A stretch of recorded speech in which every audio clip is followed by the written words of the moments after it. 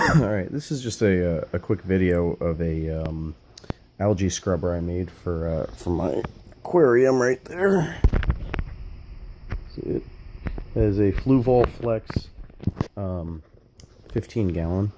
It's very nice. It has a filtration system behind it. I actually made this to fit. There's a compartment, the first compartment on the intake side, right actually behind that jellyfish there at the top, and at the bottom down there there's two grates, and there's nothing behind it. There's just like a cavity before the filtration.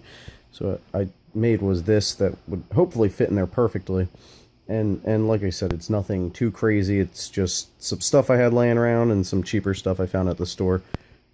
First thing I'll start with, and if you watch any videos on homemade algae scrubbers, you'll be familiar with this stuff. It's for knitting. Very cheap. I got like 3 of these sheets for like just a couple bucks, like under $5 probably. I had these connectors already for stuff with my drone, so they came in handy. You don't need anything fancy like this, but I just had it, so I used it. Another thing I ordered was a roll of LED grow lights. They'll have, I believe, 1 to every 4 blue and red. So 1 blue light for every 4 red lights. And they're, I believe the wavelength or light, whatever you call it, is 440, I think, for the blue ones, and 660 for the red ones, I believe it is. But I'm not very familiar with that. It's just what I read is the ideal type of grow light. So I got these. It's waterproof. You can trim it to whatever length you want, and you can cut it like I did here, and then you just, once you peel this back, the contacts will be on the back, and you solder it to it. So what I did was I cut several strips of it, as you can see, several strips to the lengths I needed, and then I soldered the connectors on like so.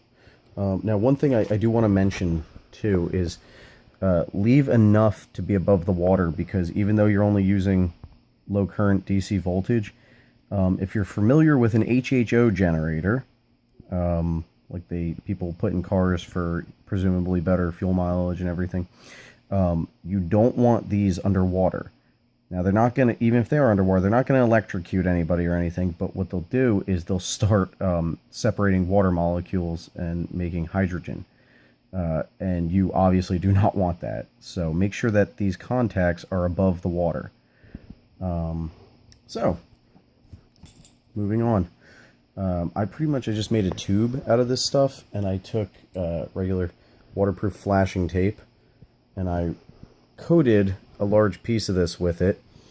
But then what I did was I wrapped it up. You can see it looks like foil in there, and I put the grow lights on both sides, strips of them at least, like so. Now this right here is what the algae is going to grow on. What you want to do is take sandpaper and rough this up a little bit. Helps the algae adhere to it. And then what this does is this will slide inside of the tube. Hold on 1 second. Inside of the tube, like so. Alright. And I might trim it a little just so it isn't further to one side and whatnot. So, you see that? Algae will grow on either side of it. And like I said, it's designed to fit right in that cavity behind the Fluval, or inside the Fluval, but behind the bulkhead for the filtration system.